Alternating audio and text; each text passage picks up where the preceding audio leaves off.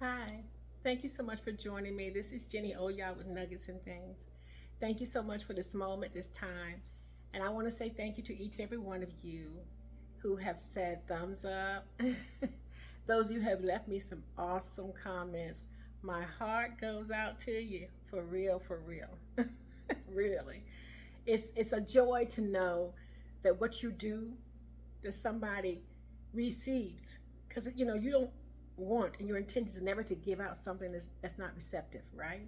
So I'm gracious and thankful for each and every one of you who have received in great spirit. In the spirit in which I give it, you have received it. Thank you so much. And today I'd like to share a little bit with you about, the reason why I do what I do. The reason why I do this is because I remember the times in my life I wish I had someone there who was guiding me the way I needed to be guided. I wish I had someone who was stepped in, and show me the things that I needed. And, in life, no, don't get me wrong. I had some good people around me, who helped me at times that I was really seeking that, right? But someone who would help me from the time, just kind of help mold me, because my direction was really off when I was younger. It was really off.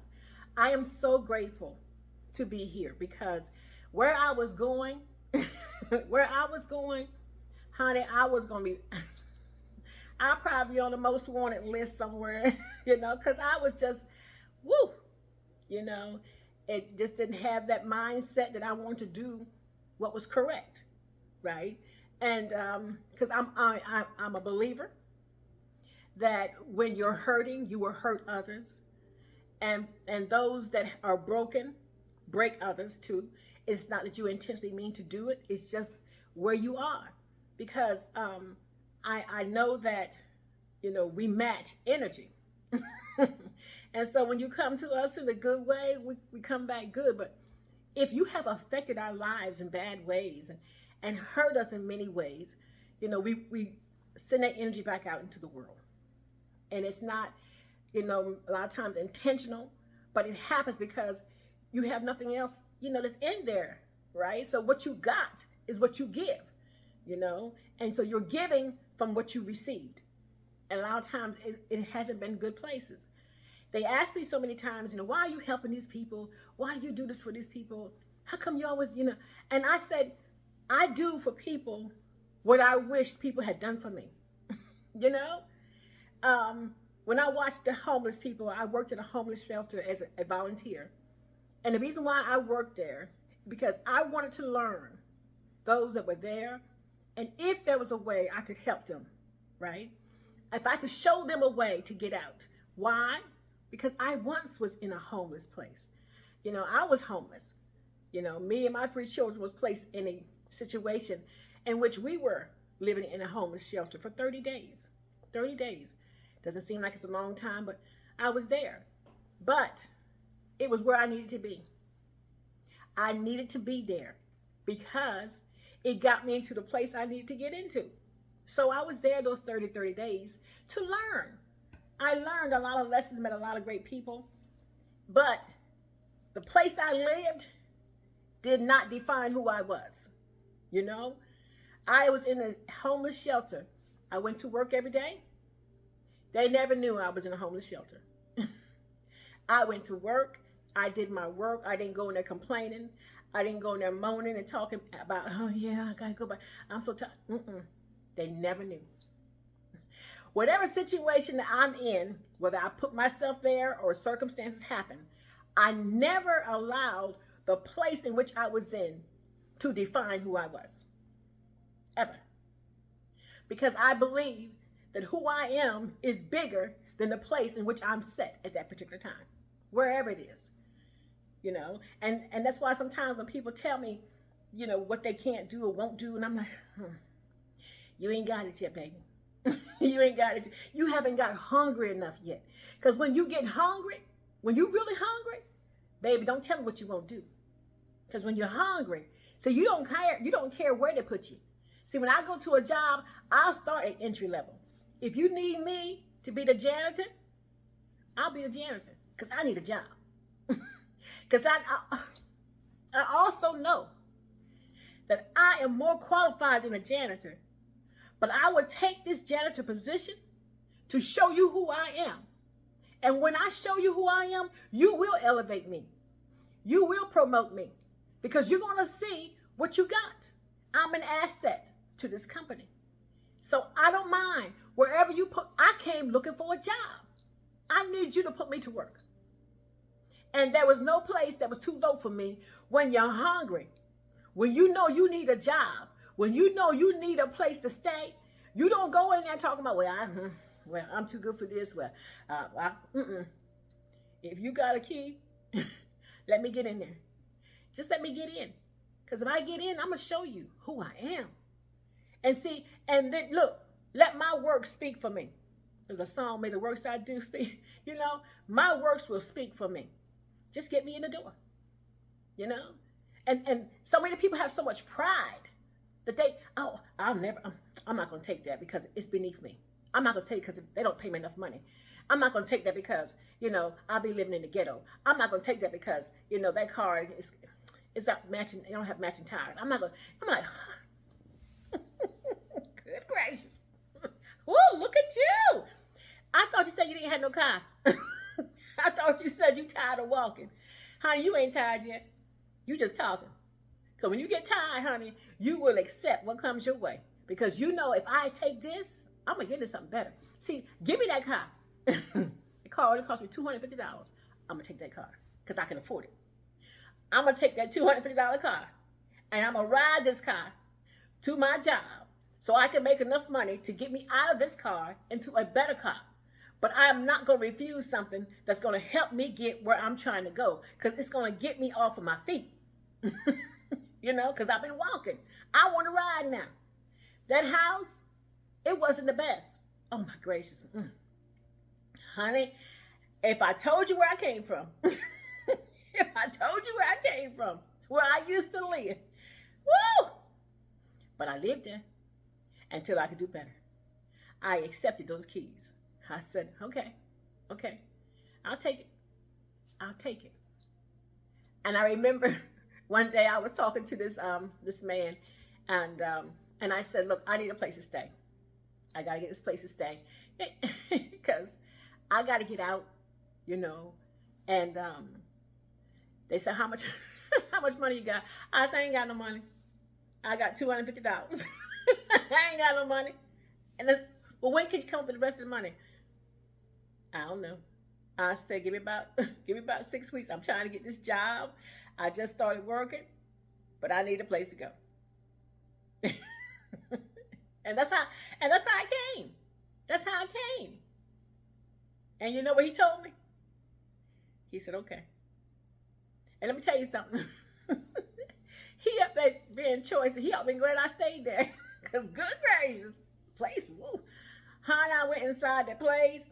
We didn't have no heat. See what I'm talking about?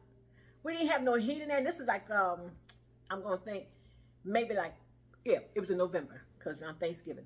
Didn't have no heat inside the place, right? I had to get my electric turned on. I just got these 4 children, small children. And anyway, situation got to a place that I had to get into this place. And it wasn't the best place, honey. You hear me? It wasn't the best place. But it was a place that I could put my children for a moment while I figure out where we can go. Because everything said, this is all I can do right now. But I'm doing something. You hear me? I moved into that place. And let me tell you what happened when I moved in there. I didn't have no heat. But I had gas. So I opened my oven up. And I got me some what's called space heaters. Put some space heaters in my room for my children. And one night my children said to me, they said, Mom, it's so cold. And my eyes, honey, I had tears in my eyes because my baby told me they were cold. And I had everything in that house pumping, right? Somebody had got me a wall heater, gas heater that you put on the wall. So it was running. There's a kerosene heater in the front room. My gas oven was running. And I had these space heaters. And they told me they were still cold. And I couldn't get it no warmer than that. But my babies told me they were cold, right? And I went to praying. And I began to pray. And this is part of my prayer that I prayed. And this is my prayer. Lord, I need you to help me. My babies are cold. And you know I've done everything I possibly can to get my babies warm. And I can't do no more than what I've done. So I need you to put your wings around my home. And I need you to close every crack and every crevice. And I need you to warm my home, that my babies can be warm. I need you to close every opening in this house that is bringing a draft inside this house. And I need you to warm my babies. Because I had taken my blankets and gave it to my babies. I was just in the sheet. But I said, I need you to get my babies warm. And I went to sleep. And throughout the night, I took the sheet down off of me. I got so warm. I thought I was flashing. And so I got up and I walked into my children's rooms, and all of them were out of their blankets. And the house was warm. The house was warm.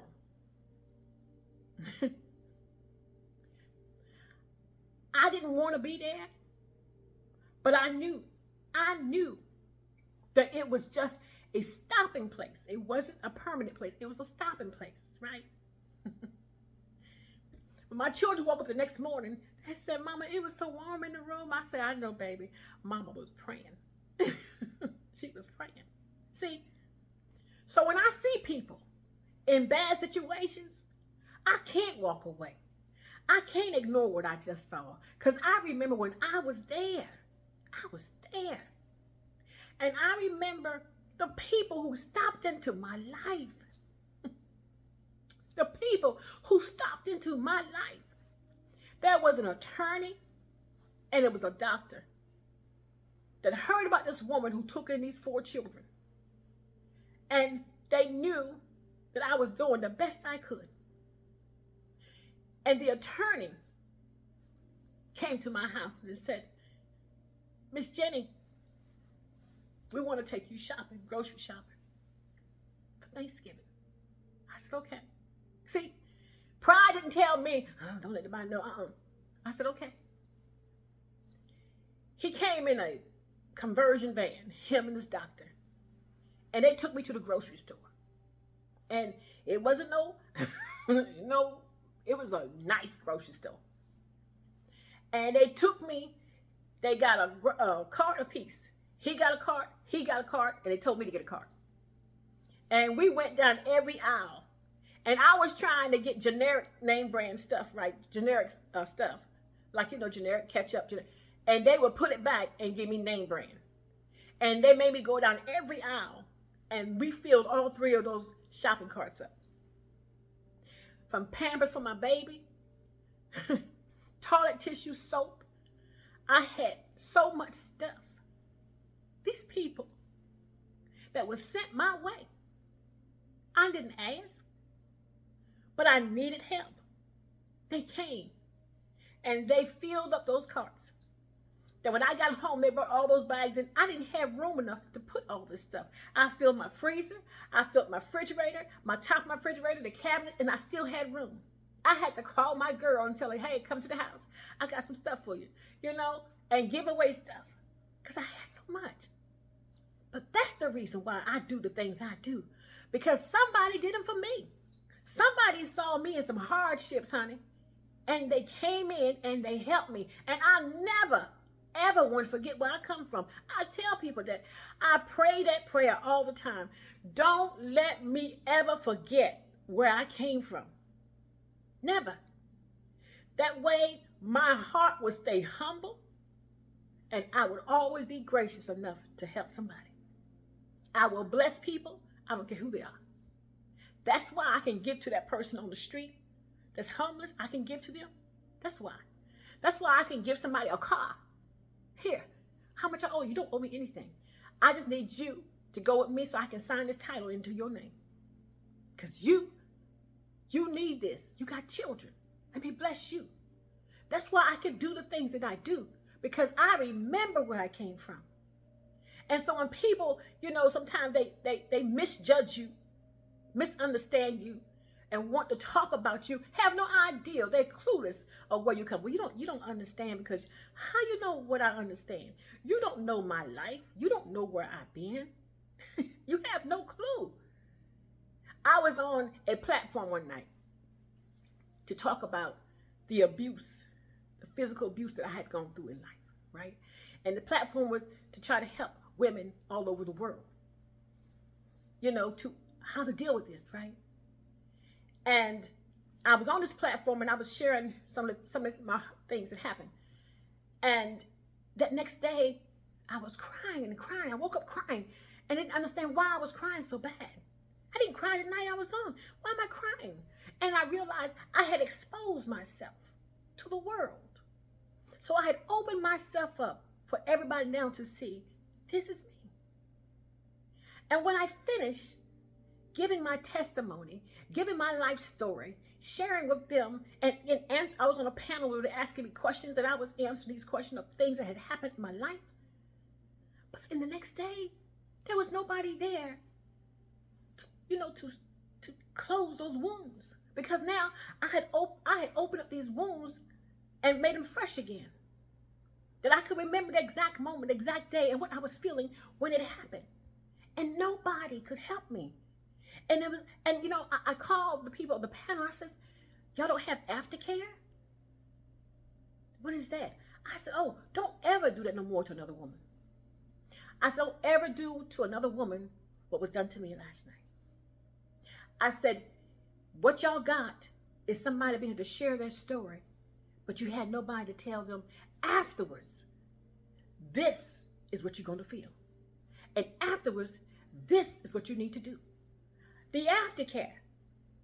And sometimes in our life, we don't have somebody in place to show us aftercare. You got me out, or you got me to talk about something, but then after that, you didn't show me or tell me how to be better, how to heal. Because now I've opened myself up again, and no one closed me back. So I'm still walking around open. And you put a Band-Aid on me and said, thank you. That's a Band-Aid on an open wound. So my life mission is to make sure that people don't walk around with these open wounds and nobody cares that you're open. So I take pieces of my life. And people say, oh, yeah. I said, honey, I've been there. Look, I just don't look like what I've been through. I don't look like that person, but I've been through it. There was a time in my life that someone got so angry with me because their mother did not like me, because she felt like me coming into her son's life stopped her from getting the funds from her son. So she didn't like me. So she would lie on me and get him riled up to win a fight. And one morning he came home and he was just blowed up mad. And I'm trying to figure out what's wrong. And he's just attacking me, calling me every name in the book. And I don't understand what's going on.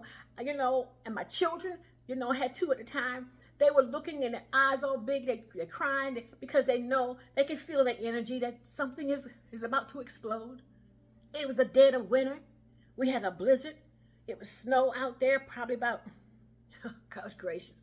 It was snow up to about maybe 12 inches of snow or more. It was high, up to the steps. I'm sitting in the living room and he's angry and for nothing. And he's accusing me and having a fit. And all I'm thinking is, how can I get out of this house before he goes off? Because I know he's about to go off.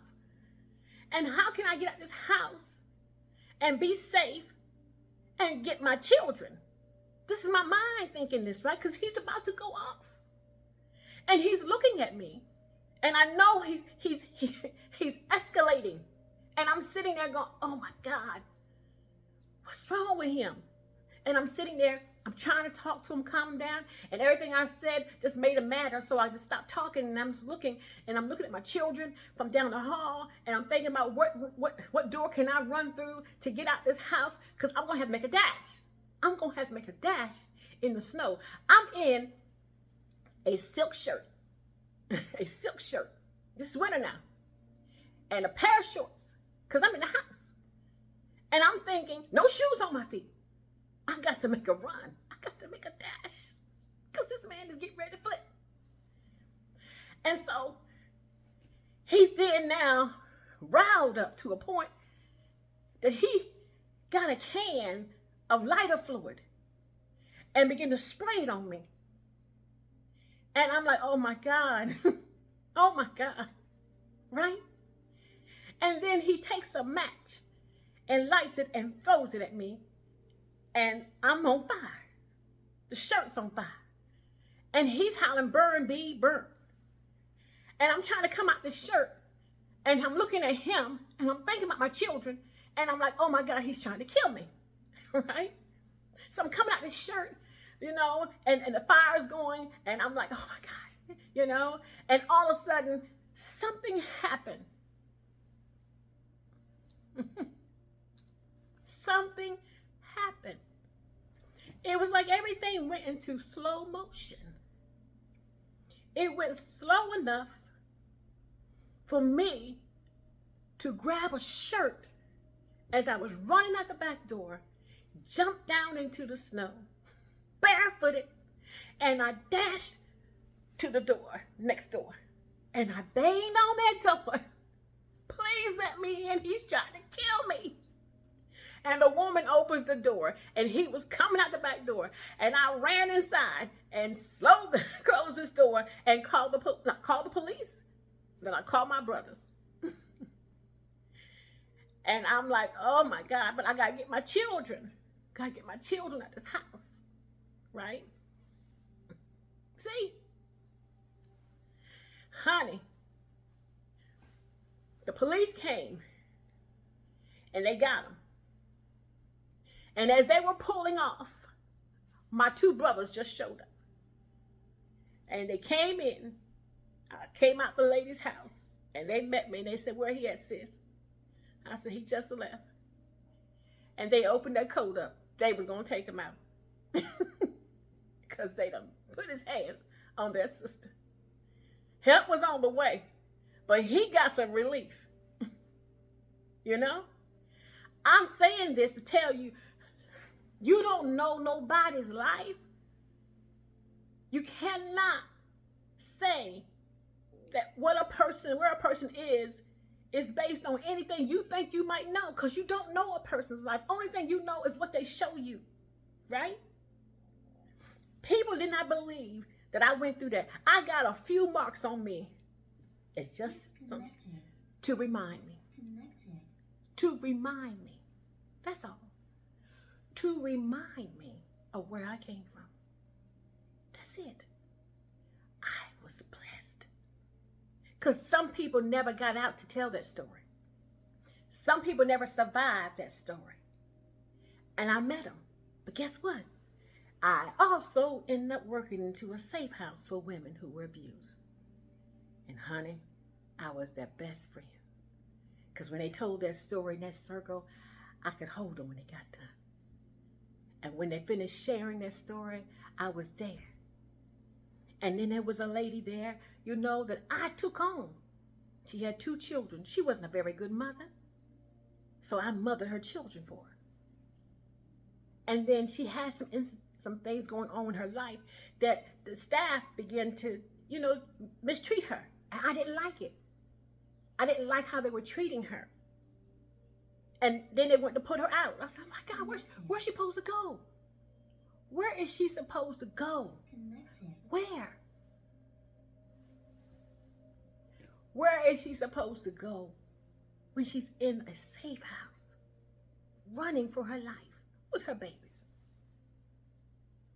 So I told the lady, I said, look, I'll pick you up tomorrow. And I'll take you to your sister's house.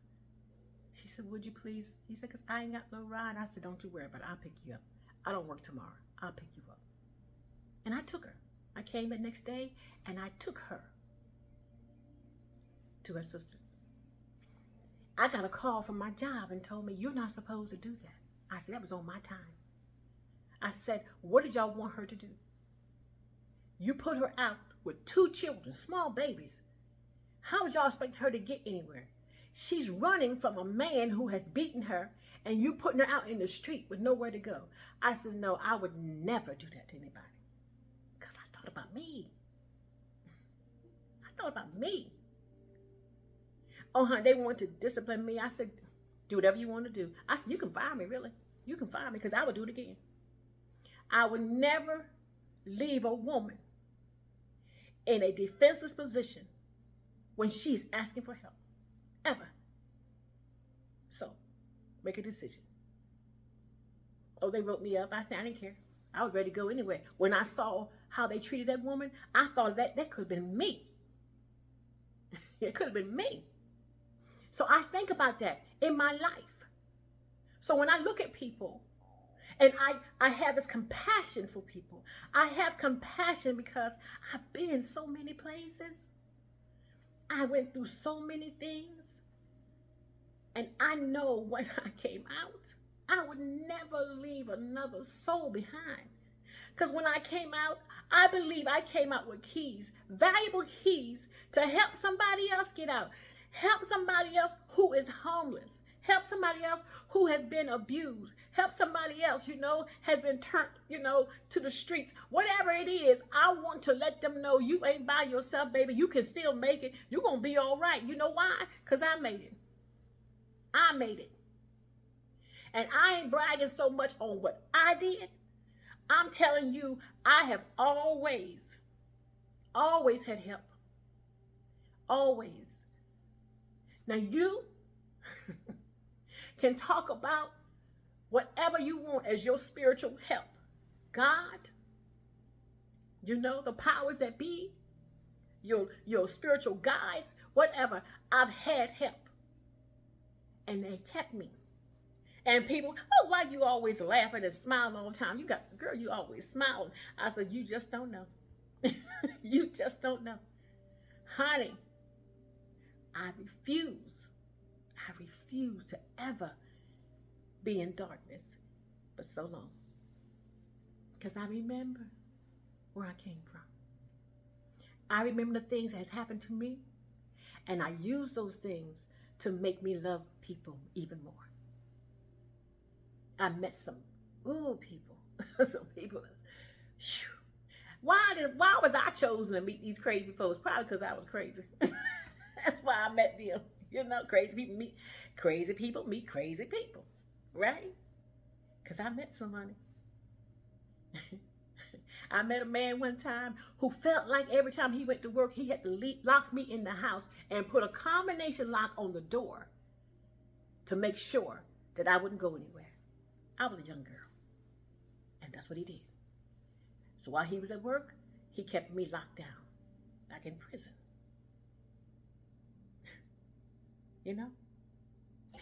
People, these ain't no stories that you read on the daggone Lifetime. This is real deal. This is what I've gone through. I came out to tell people, honey, hush your mouth and keep on talking. Honey, it's going to be all right. So what? So what? They know your story. Good. It's good that they know your story. It is so good they know your story because now they know that if you could come out, so can they. They can come out too. Hold your head up.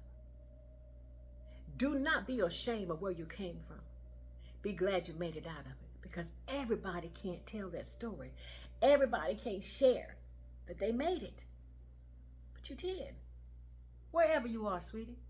Male or female, young or old, black or white, poor or rich, you made it. That's it. Honey, doors have been jams locked against me, and miracles happen because I'm here. I made it every time.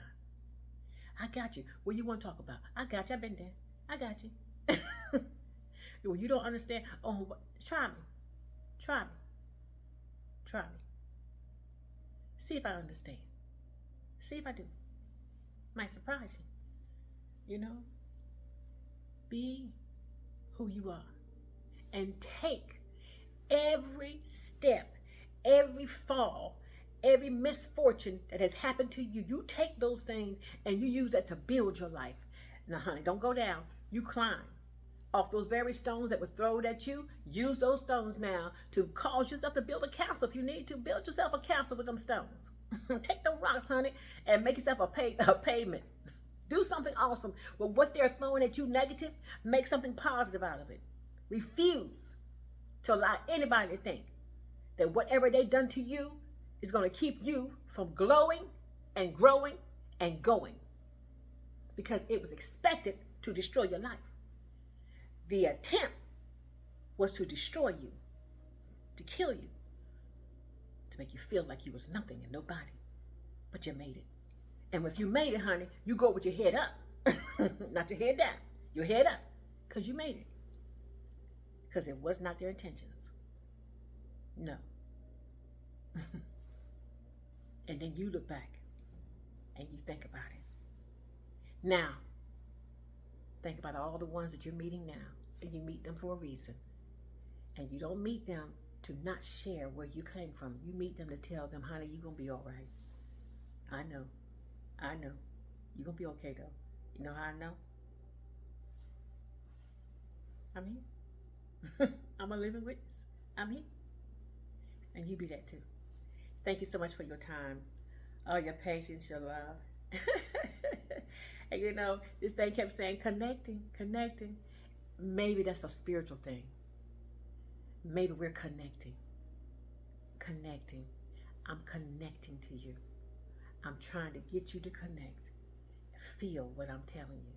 Know that what I'm saying to you is nothing but life-giving, and you'll be better because of it. You have a fabulous day. You be awesome.